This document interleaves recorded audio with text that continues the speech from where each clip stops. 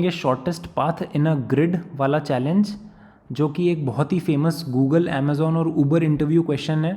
और ये फेमस इसीलिए है क्योंकि ये मल्टीपल लेवल्स में पूछा जाता है। इसके 3 लेवल में ये सवाल पूछा जाता है और इंटरव्यूअर आपको फर्स्ट से थर्ड लेवल तक धीरे धीरे लेके जाता है ड्यूरिंग एन इंटरव्यू। और हमें इसको सॉल्व करना ज़रूरी इसलिए क्योंकि इसमें एक स्ट्रक्चर्ड थिंकिंग प्रोसेस चाहिए। जब हम मोस्ट ईजीएस्ट वे से हार्डेस्ट की तरफ बढ़ते हैं तो धीरे धीरे हमें स्ट्रक्चर्ड तरीका चाहिए जिससे हमें आगे बढ़ना चाहिए इसको सॉल्व करते समय। तो आज हम वो तीनों वेज डिस्कस करेंगे। तीनों लीड कोड क्वेश्चंस हैं और तीनों अलग अलग तरीके से पूछे जा चुके हैं। तो सबसे पहले जो लेवल 1 है, इसमें हमें एक दिया जाता है कि आपको एक ग्रिड दी है n×m साइज़ की, जो कि एक पूरी खाली ग्रिड है और आप स्टार्ट करते हो 0,0 इंडेक्स से और आपको पहुंचना है n-1, m-1 वाले इंडेक्स में, जो कि यहाँ पर लास्ट सेल है। और इसमें आप लेफ़्ट, राइट, अप और डाउन मूव कर सकते हो इस सेल में। ये आपको पहला क्वेश्चन दिया जाता है। अभी इसमें रेड वाला कुछ नहीं है, पूरी खाली ग्रिड है और आपको बताना है कि मिनिमम नंबर ऑफ़ स्टेप्स आपको कितने लगेंगे फर्स्ट सेल से लास्ट सेल तक पहुंचने के लिए। तो ये होता है पहला, जो कि एक बहुत ही वार्म अप क्वेश्चन होता है बेसिक, जब इंटरव्यू स्टार्ट होता है। तो ये क्वेश्चन सबसे पहले पूछा जाता है इस टाइप के लिए। तो सबसे पहले एक हम इजीली देख सकते हैं, जैसे ये 5×3 की ग्रिड है, तो अगर हम यहाँ से स्टार्ट कर रहे हैं तो हम 1 2 3 4 5 6 मूव्स में यहाँ पे पहुँच सकते हैं। अगर हम 1 2 3 4 5 6 तब भी 6 मूव्स में पहुँच सकते हैं। बेसिकली हमें m-1 का तो हॉरिजॉन्टल डिस्टेंस कवर करना है और n-1 का वर्टिकल डिस्टेंस कवर करना है। तो एग्जैक्टली हम इजीली कह सकते हैं कि जो नंबर ऑफ़ स्टेप्स हमें लगेंगे वो हमें लगेंगे n-1 प्लस m-1 स्टेप्स। ये हम इजीली दे सकते हैं। और इसमें आप देखते हो directly straight forward time complexity इस सोल्यूशन की O(1) है और आप इंटरव्यूअर को इस सवाल का जवाब इस तरीके से दे सकते हो डायरेक्टली। तो ये एक कांस्टेंट सोल्यूशन है, कांस्टेंट टाइम सोल्यूशन है इस वाले चैलेंज का। और इसके बाद इमीडिएटली ये एक बहुत ही बेसिक सवाल है। इसके बाद वो कहता है कि अच्छा ये आंसर तो सही है। अब नेक्स्ट जो पार्ट आता है लेवल 2, जिसको कि मीडियम लेवल का चैलेंज होता है, उसमें वो आपसे कहता है कि अभी तक तो आपकी ग्रिड पूरी खाली थी, लेट्स से कि कुछ ग्रिड जो सेल्स हैं उन पर ऑब्स्टिकल्स प्लेस कर दिए गए, मतलब आप उन ऑब्स्टिकल्स को क्रॉस नहीं कर सकते। तो आप इस चैलेंज को किस तरीके से सॉल्व करेंगे? तो अब आपको थोड़ा अपना स्ट्रक्चर्ड थॉट प्रोसेस स्टार्ट करना पड़ेगा कि अच्छा, पहले तो मैं एक सेल से चारों डायरेक्शंस में कहीं पे भी जा सकता था, लेकिन अब मैं उन सेल्स में नहीं जा पाऊँगा जहाँ पर एक हमें ऑब्स्टिकल प्लेस कर दिया गया है। और ऑब्स्टिकल हमें ये एक ग्रिड दी हुई होगी, इसको आप 2D मैट्रिक्स मान सकते हो और उसमें 0,1 की वैल्यू से हमें बताया जाएगा कि ऑब्स्टिकल है कि नहीं। तो अब आप उससे हम ये देख सकते हैं क्लियरली कि जब हम एक सेल से हम चारों तरफ डायरेक्शन में जाना चाहते हैं तो हम सिर्फ जहाँ पर 0 है वहीं पर हम जा सकते हैं, जहाँ पर 1 प्लेस्ड है वहाँ पर हम नहीं जा सकते।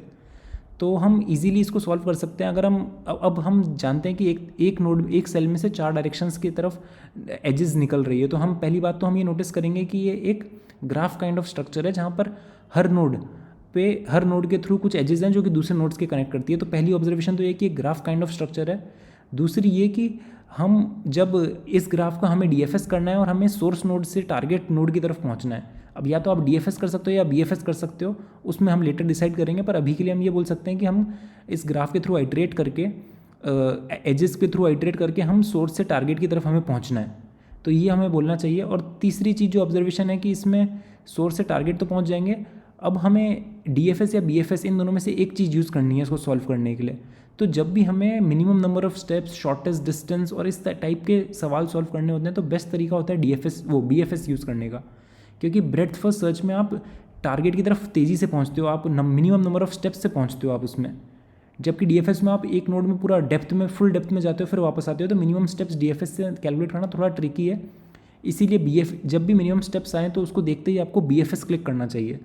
तो आप उसमें बोल सकते हो डायरेक्टली कि सॉल्व करने के लिए इसको हम डायरेक्टली BFS के थ्रू सॉल्व कर सकते हैं कि हम एक सोर्स नोड डालेंगे, हमारा जो भी सोर्स नोड होगा उसको हम हमारी क्यू में डालेंगे और उस क्यू को तब तक पॉप करते रहेंगे जब तक हमारे पास टारगेट नोड नहीं आ जाता था।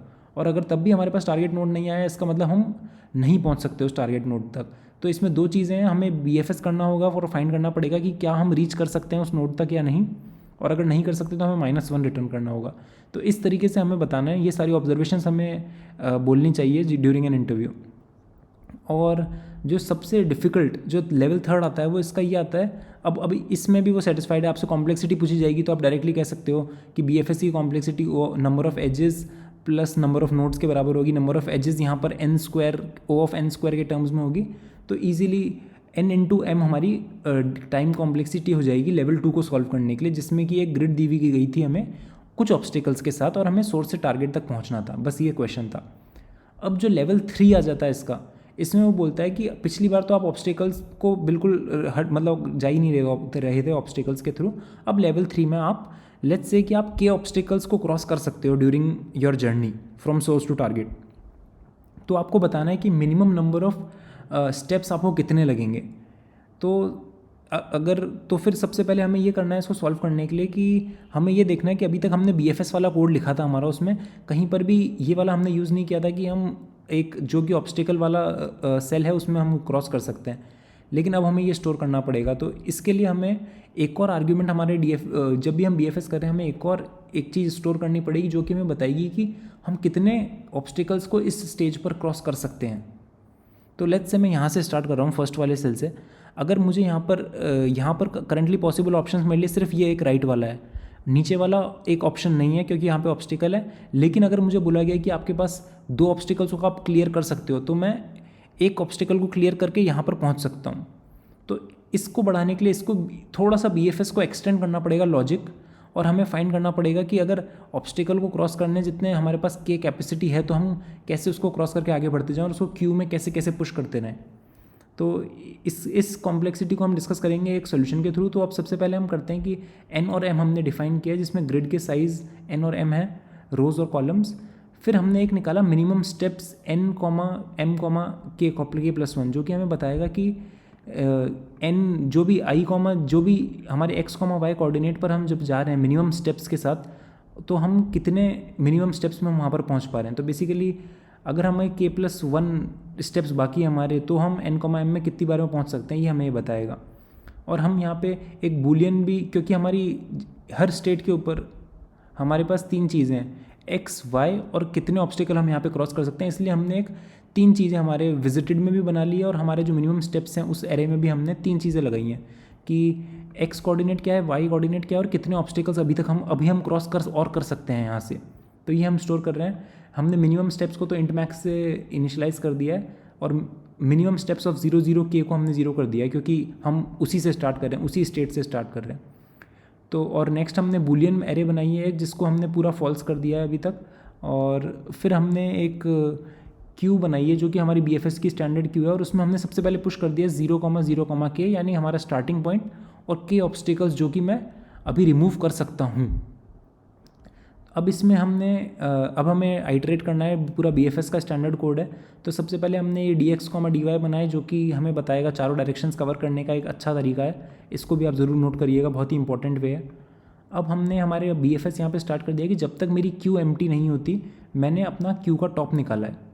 उसमें से मैंने x कोऑर्डिनेट, y कोऑर्डिनेट और करंट k निकाला है। करंट k मतलब मैं कितने ऑब्स्टिकल और पार कर सकता हूँ यहाँ के बाद, ठीक है। और उसके बाद मैंने पहली जो टॉप है उसको तो हमने पॉप कर दिया यहाँ से कि अब इस एलिमेंट का काम तो हो गया है। और उसके लिए हमने चारों डायरेक्शंस में हमने मूव किया है, 0 से 4 तक हमने आइटरेट किया है और हमने जो हमारा चाइल्ड नोड है उसकी x coordinate, y coordinate find किया है। और अगर ये एक वैलिड है तो ही, अगर ये वैलिड नहीं है तो हम कंटिन्यू कर जाएंगे इस लूप में, और अगर ये वैलिड है तो हम 2 केस कंसिडर करेंगे। पहली बात तो ये कि यहाँ पर ये ऑब्स्टिकल नहीं है, तब तो हम डायरेक्टली मूव कर सकते हैं अपने बिना ऑब्स्टिकल पार किए वाले आर्ग्यूमेंट को चेंज किए। तो लेट्स से कि ग्रिड में हमारे 0 वैल्यू यानी कोई ऑब्स्टिकल नहीं है और ये विजिटेड भी नहीं है ग्रिड अभी तक। तो हम ऐसा करेंगे कि हमारी जो क्यू है उसके अंदर हम पुश कर देंगे ये वैल्यू और विजिटेड भी मार्क कर देंगे ट्रू।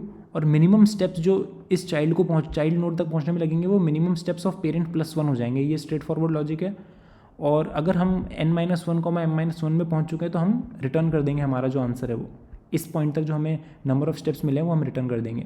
तो ये तो हो गया हमारा 0 वाला केस कि हमारा चाइल्ड नोड 0 है। चाइल्ड नोड अगर हमारा ऑब्स्टिकल है तो उसके लिए हमें चेक करना पड़ेगा कि चाइल्ड नोड हमारा ऑब्स्टिकल है और हमें ये चेक करना पड़ेगा कि अभी हम क्या खर्च कर सकते हैं, हम ऑब्स्टिकल क्रॉस करने की अभी हमारी लिमिट बाकी है कि नहीं, और वो हम निकालेंगे करंट के से। और करंट के हमने क्यू का जो हमारी एंट्री है उसमें हम डाल रहे हैं तो करंट के से हम ये वैल्यू निकालेंगे। अगर करंट के भी पॉजिटिव है और ये विजिटेड भी नहीं है ये वाला चाइल्ड नोड करंट के -1 वाला, तो हम इस ऑब्स्टिकल को भी क्रॉस कर लेंगे। तो सबसे पहले तो हम क्यू में पुश करेंगे child value x, y coordinate और करंट के, क्योंकि हम एक ऑब्स्टिकल ऑलरेडी पार कर चुके हैं तो उसकी वैल्यू हम -1 कर देंगे। ये इंपॉर्टेंट स्टेप है, बहुत ध्यान रखिएगा इस चीज़ का। और फिर इसी तरीके से हम विजिटेड नोड मार्क कर देंगे चाइल्ड के लिए, और मिनिमम स्टेप्स कैलकुलेट कर लेंगे। Minimum steps of child equals to parent plus 1, और यहाँ पर भी हमने एक प्यारा सा अर्ली एग्जिट लगा दिया, जहाँ पे अगर पहले ही हमें आंसर मिल गया n-1, तो यहाँ से रिटर्न कर जाओ भाई। तो इस तरीके से हमने BFS के कोड को मॉडिफाई किया है। और एक एक्स्ट्रा कंडीशन भी हमने एंड में लगाई है कि अगर n का साइज़ ही 1 है, 1x1 का हमारा इनपुट है, तो रिटर्न 0 कर दो भाई, आंसर वहीं पर ही हमारा आ गया है ऑलरेडी। और -1 ये एंड में केस हैंडल करने के लिए उसको है कि हम पहुंच ही नहीं पा रहे हमारे सोर्स से डेस्टिनेशन तक, तो उन केसेस को हैंडल करने में काफ़ी काम आता है। तो इस तरीके से 3 लेवल का सवाल है। और अगर आपको इसमें कुछ भी यूज़फुल लगा हो, इस टाइप का क्वेश्चन अच्छा लगा हो आपको जिसमें 3 लेवल्स हो या कुछ भी हो, तो सब्सक्राइब जरूर कीजिएगा। Thank you.